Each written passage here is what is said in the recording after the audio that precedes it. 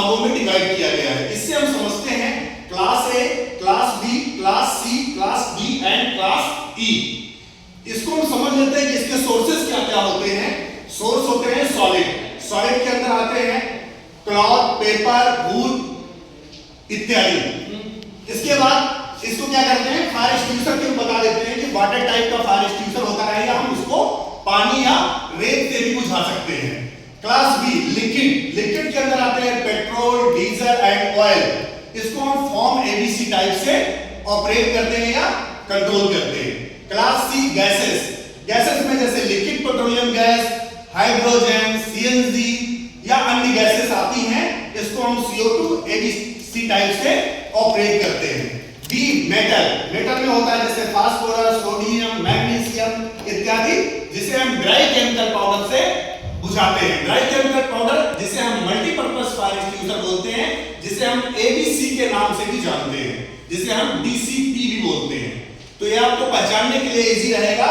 ई electric fire है, electric wiring, motor, short circuit, overloading, ये electric fire में आते हैं। इलेक्ट्रिक फायर को हम CO2 टाइप फायर एक्सटिंग्विशर से ऑपरेट करते हैं, CO2 से बुझाते हैं। लेकिन बिजली की आग में ये चीज आपको ध्यान रहे कि बिजली की आग जब कभी भी लगती है तो सबसे पहला काम आपको करना है कि बिजली का जहां से मेन सप्लाई है, मेन सप्लाई को आपको क्लोज करना है और किसी भी प्रकार के इलेक्ट्रिक गैजेट्स या इलेक्ट्रिक उपकरण का उपयोग नहीं करना है।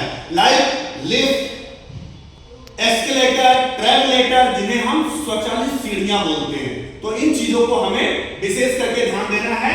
और जहां पे भी बिल्डिंग है, चाहे वो सरकारी आवास हो या मेट्रो हो या कहीं पे भी अगर हम होते हैं, तो वहां पे हमें ध्यान देना है कि सबसे पहले रेस्क्यू प्लान तैयार रखना है।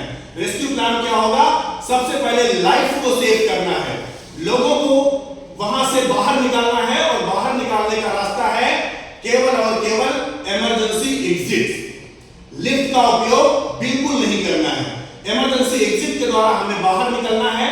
अगर किसी भी बिल्डिंग में खिड़की, दरवाजे आदि लगे हुए हैं, ग्लास आदि लगी हुई हैं, तो उनको बंद करना है, खोलना नहीं है, क्योंकि अगर खिड़की दरवाजे बंद होंगे तो ऑक्सीजन पास ऑन नहीं होगा, जिससे कि आग ऊपर नहीं बढ़ेगी। इसके साथ साथ आपको दोस्तों ये भी ध्यान रखना है कि लोगों से ऑफिस में अनाउंसमेंट करना है, या एक स्विच होता है जिसे हम MCP बोलते हैं, मैनुअल कॉल पॉइंट, जिसको हमें एक्टिवेट कर देना होता है। एक मैनुअल कॉल पॉइंट कुछ इस तरीके से होता है, जिसको हम बटन को नीचे प्रेस करते हैं, प्रेस करने के साथ ही अलार्म हुटर एक्टिवेट हो जाता है। अलार्म हुटर एक्टिवेट होने के कारण पूरी बिल्डिंग में, पूरे दफ्तर में सभी लोगों को ये पता चल जाता है कि कुछ ना कुछ बिल्डिंग में इमरजेंसी है, और सारे लोगों को अपना कीमती सामान लेके उसके बाद चहल कदमी के द्वारा नॉर्मल तेज रफ्तार में चलते हुए या फिर ऐसे स्टेप टू स्टेप धीरे धीरे दौड़ते हुए अपने आसपास के साथी को इनवाइट करते हुए हमें बिल्डिंग को इमरजेंसी स्टेयरकेस के द्वारा खाली करना होता है। खाली करने के लिए हमें ग्रीन जोन, जिसे हम असेंबली जोन भी बोलते हैं, वैसी जगह का इस्तेमाल करना होता है। असेंबली जोन कुछ इस तरीके से होता है, जहां पे हम ऐसे करके एक दूसरे का हाथ पकड़ के ऐसे बैरिकेड करते हैं, कुछ इस तरीके से हाथ को पकड़ते हैं ऐसे, और हम जितने लोग होते हैं उसको इसके बीच में खड़ा करते हैं, एकत्रित करते हैं, और यहाँ पे हम मैन बैरिकेडिंग करते हैं कि एक आदमी से दूसरे आदमी, दूसरे आदमी से तीसरे आदमी, इस सुरक्षा चक्र को हम और बड़ा करते जाते हैं। जहां पे आपको 3 या 4 ग्रीन कलर से आदमी ऐसे सिंबल बना हुआ दिखेगा, उस एरिया को हम सेफ जोन या रेस्क्यू जोन, जिसे हम असेंबली पॉइंट बोलते हैं। तो ये था आज का हमारा क्लासिफिकेशन और रेस्क्यू प्लान का तरीका, जो हमने आप लोगों के साथ शेयर किया दोस्तों।